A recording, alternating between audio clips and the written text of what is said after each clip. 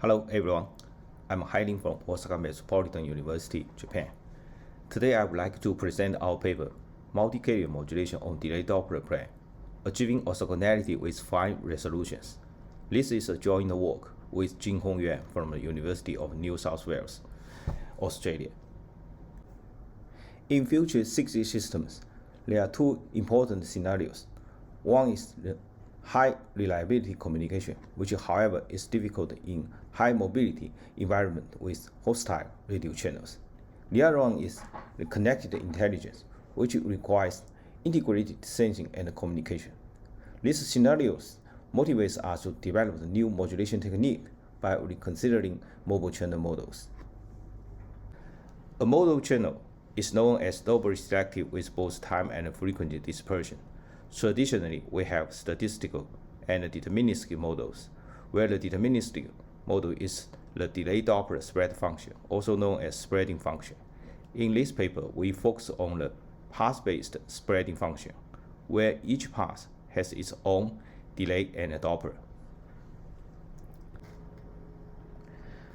A modulation usually is designed within a given region in TF plane.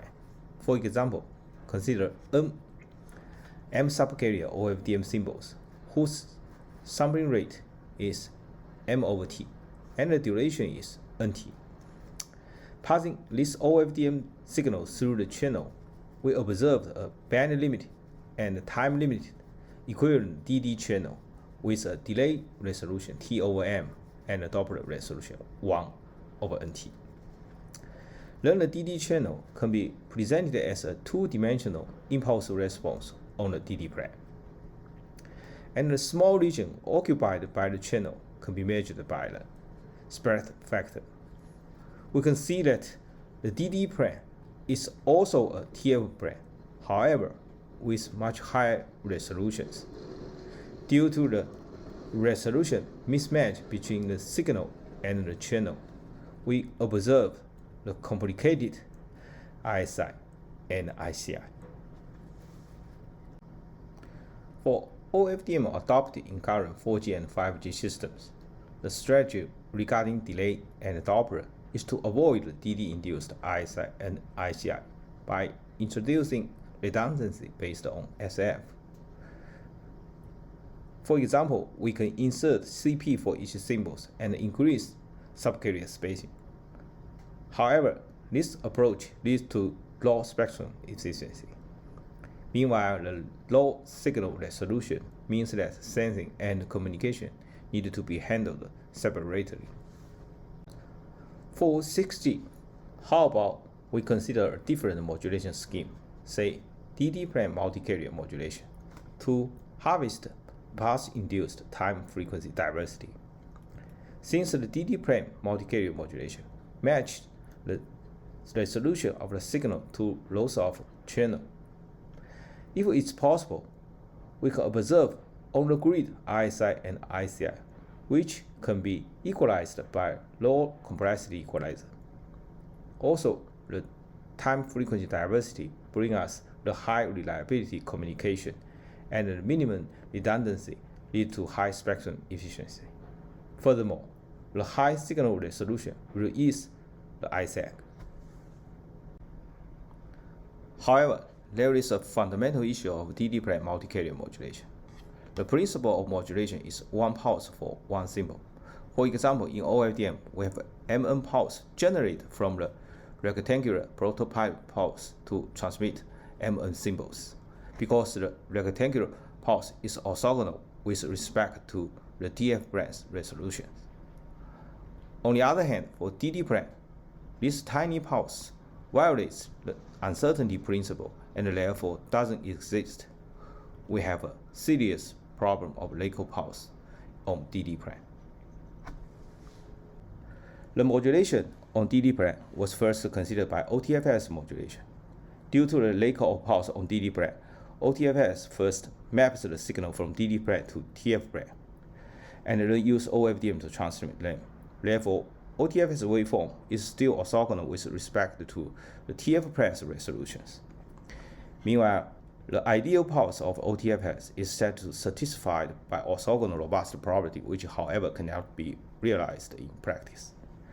As a result, OTFS suffers high out-of-band emission, and the complicated ISI and ICI lead to approximate channel input-output relation. Let us look back at the DD plane. In the context of multi-carrier modulation, the inverse of frequency resolution is the symbol period. For this small 1 over nt, the symbol has a long period of nt. Meanwhile, the time resolution is the symbol interval. This small t over m means m symbols stagger or overlap with each other. As a result, DD plane multi-carrier modulation is a type of staggered multi-tone modulation. This long symbol period and the short symbol interval imply that the signal is both narrowband and wideband. How is this possible? Before we answer this question, let's first revisit the pulse shaping for a CB-free OFDM, where the subcarrier spacing is 1 over nt. The symbol interval is just the symbol period nt.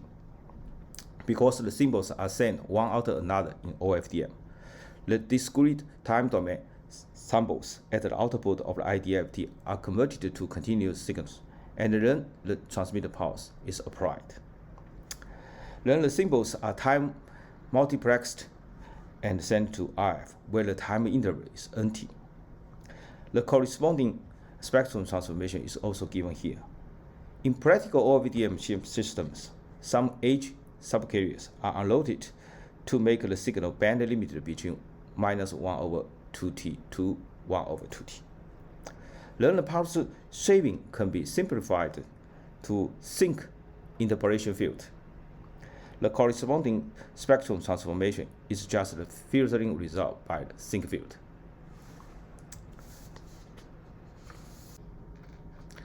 Now, let's consider the pulse shaping for DD plane multi-carrier modulation.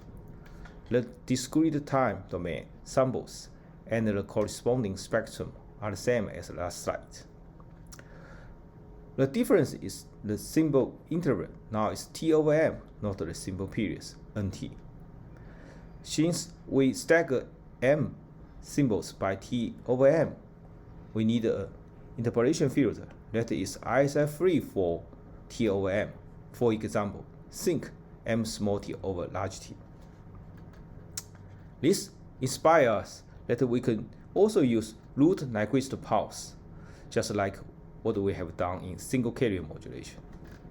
As a result, the aliasing part of the signal are kept to form cyclic prefix and suffix in friction domain. Then we can write the symbol in a standard multi-carrier modulation form. Here, 1 over nt corresponds to narrowband, t over m corresponds to wideband. It is clear ut, the transmitted pulse, plays a crucial role. Now the question is, after we use such kind of interpolation filter-based pulse shaping, which ut do we approximate? Recall that the transmitted pulse is applied after the DACE standard OFDM pulse shaping. Based on the spectrum analysis in last slide, we proposed to use the pulse chain ut as the transmitted pulse, where at is a root Nyquist pulse for t over m, and the duration of at is 2qt over m. The ambiguity function of ut is given here, which shows ut is exactly the DD plane orthogonal pulse we are looking for.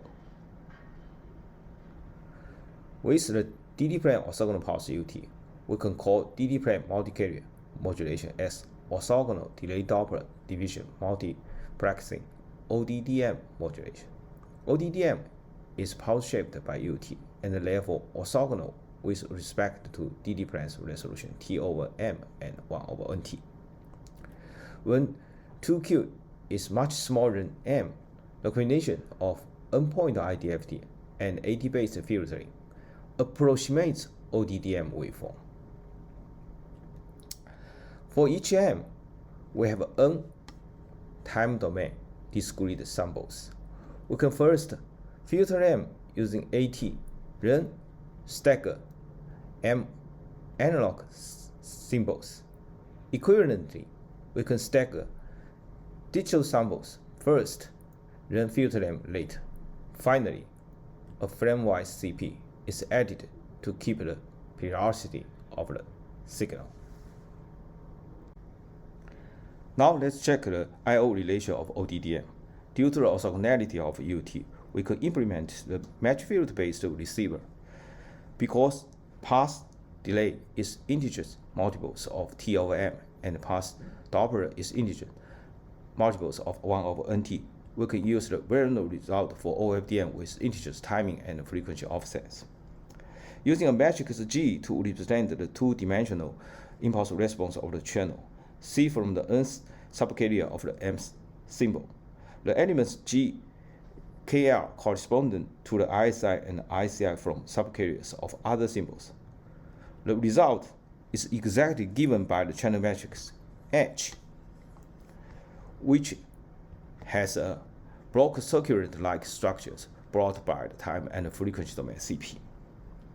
Finally, the equalization can be chosen from the popular message passing detector MFC and the digital feedback equalizer. The simulation results are presented in this slide. It is no surprise that the ODDM has better PSD performance than the OTFS because of the band-limited pulse UT. Also, due to the match filter and the exact I/O relation, the ODDM also outperforms the OTFS in terms of BER. A meaningful investigation has been conducted from the viewpoint of degree of freedom. According to the round-pop theorem, we can transmit MN symbols given this TF region. On the other hand, the degree of freedom of the region for MN symbols in DD plane is just 1. Therefore, it is impossible to transmit the MN symbols if we are limited in this small region. Both TF resolution and the area of the TF region are vital for a modulation scheme. We compared ODDM with other modulation scheme in terms of TF signal distribution or localization. For example, the TDM, the single carrier, the FDM, the conventional OFDM and OTFS, and our proposed ODDM. It is clear that the ODDM has a two-dimensional, uniformly distributed signal placement, which also supports its orthogonality with respect to DD resolution under the constraint of degree of freedom. In this paper, we proposed ODDM modulation, a novel multi-carrier modulation waveform based on a newly discovered orthogonal pulse. It is an orthogonal multi-carrier modulation with respect to DD resolution. It is a hybrid of TDM and FDM and achieved perfect coupling between signal and channel. It has low out-of-band emission, low PAPR, with flexible bandwidth and high spectrum efficiency. It is a promising modulation waveform for high reliability communication and ISAC in future mobile communications. That's all my presentation. Thank you for your attention.